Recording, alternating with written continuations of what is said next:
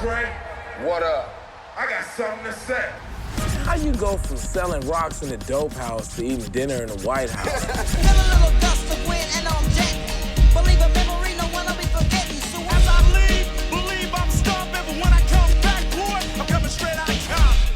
So as a NWA fan, and especially being obsessed with Eazy-E, I have to say I went into this with high expectations. And you all should be very proud of yourselves. You did an amazing, incredible job. So tell me at which moment, or was there a particular scene where each of you realized, I've nailed it? You know, I got asked this question before, and I really didn't think about it, but being on stage in front of those guys, right, was amazing. Because they told us, I've never watched an NWA concert before.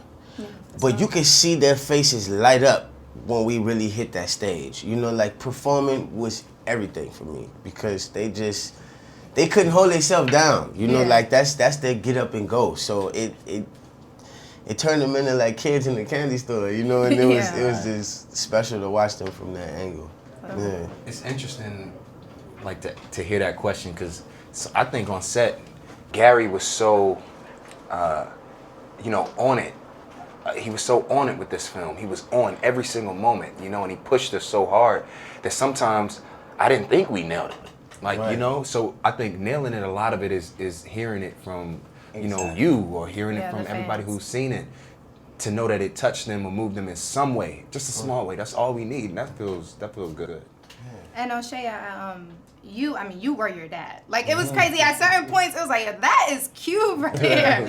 How was portraying your father, like, how was he with you? How was it different opposed to, like, times when you've been on tour with him or, like, from a music side? Well, being on tour with him, really, I use that to my advantage. You know, I've been performing on stage with him for 6 years now. So, like, those performance scenes were when I was really in my comfort zone. I had never acted before, anything like that. Gary Gray got me coaches, 2 years of auditioning to get that acting side of it down packed. But when it comes to my father, I have so much of him already within me that it's about letting go and being you and just making it fit the situation.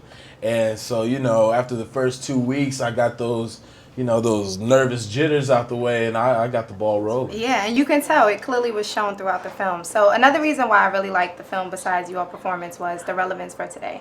The police brutality, and let's call it for what it is, the blatant murder of black people. I'm not going to say people of color, I'm going to say black people. So talk about how was it filming those scenes, and did you feel any anger that was relevant to what we're going through today? You know, like you said, Gary was on it. So yeah, you could feel it. You know, you could feel the tension because you want that to transfer over. Because you don't want to make it seem like, oh, this is something that we're just going to kick the bucket on and make it seem like it's nothing. It's not nothing. It's, you know, it's supposed to make you mad. It's supposed to feel like that because there's no happiness in that. You know, like if you're a cop, you should protect and serve, and, you know, if they did something wrong, you take them to jail. But other than that, you know, everything else needs to be addressed properly. So the police are supposed to work for the citizens. That's It's right. supposed to be a service like the firefighters, you know, and I think we lost sight of that somewhere.